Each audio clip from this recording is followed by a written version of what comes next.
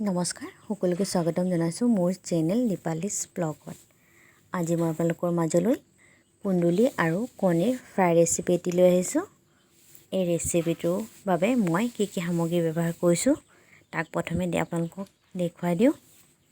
মই এই ৰেচিপিটোৰ বাবে লৈছোঁ কণী দুটা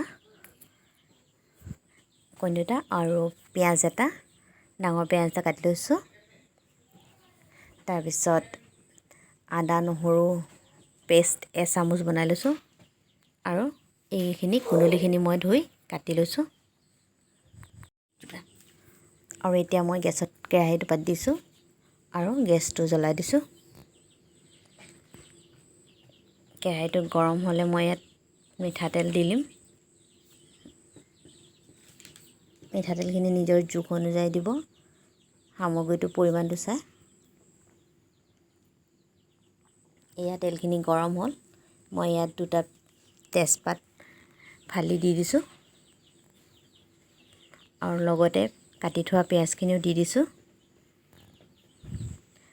আৰু এইখিনি মই অকণমান সময় ভাজিম লৰাই। পিঁয়াজখিনি তেলটোত ভালদৰে মিলাই দিম আৰু এতিয়া মই ইয়াত খুন্দি থোৱা আদা নহৰু পেষ্টটো দি দিম আৰু এইখিনিও মই তেলত পিঁয়াজৰ লগত ভালদৰে মিলাই দিম।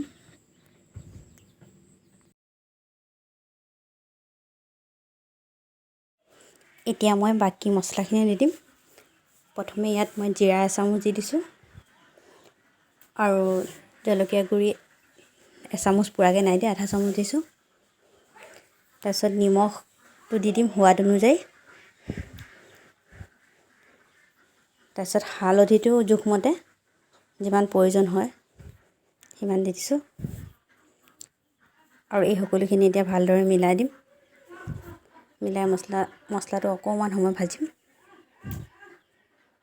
ভজা হ'লগৈ, এতিয়া মই ইয়াত কাটি থোৱা কুন্দুলিখিনি দি দিছোঁ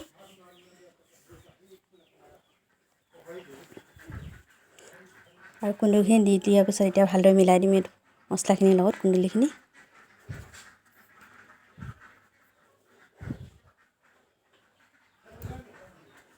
এইদৰে ভালদৰে মিলাই মই অকণমান সময় ঢাকি এতিয়া মই ভাজিখিনি ঢাকি অকণমান দি ভাজিখিনি ভাজিবলৈ দিম।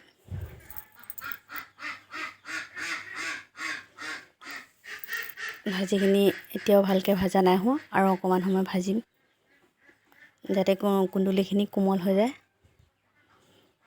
আৰু অকণমান ৰঙচুৱা হয়।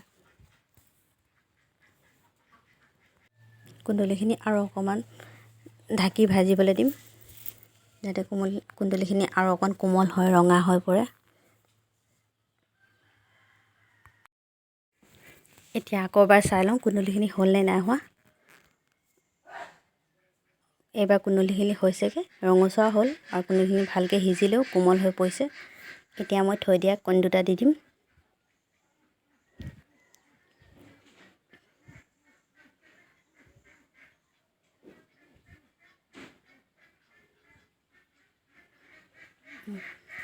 কণী দুটা দি কিনে এতিয়া ভালদৰে মিলাই দিম কুন্দুলিটোৰ লগত।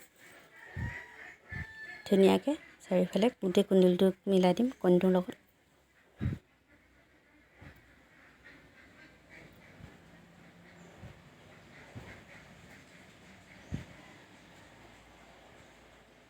ভালদৰে চাৰিওফালে। তাৰপিছত ইয়াত মই এতিয়া গৰম মছলা অকণমান দি দিম যাতে গোন্ধটো ভাল ওলায়। যিহেতু মই কণীটো ওপৰত দিছোঁ সেইকাৰণে গৰম মছলা অকণমান দি দিছোঁ। গৰম মছলা দি কিনে আকৌ এবাৰ ভালকৈ মিলাই দিম আৰু অকণমান সময় ঢাকি আকৌ হ'বলৈ দিম। তাৰপিছত ভাজিখিনি হৈ গ'ল, মই প্লেট এটা উলিয়াই ল'লোঁ। ভিডিঅ'টো ইমানেই। মোৰ ভিডিঅ'টো চাই কেনেকুৱা পালে আপোনাৰ কমেণ্ট ছেকশ্যনত কমেণ্ট কৰি জনাব আৰু এটি নতুন ভিডিঅ' লৈ লগ পোৱাৰ প্ৰতিশ্ৰুতিৰে আজিলৈ আহোঁ। ধন্যবাদ।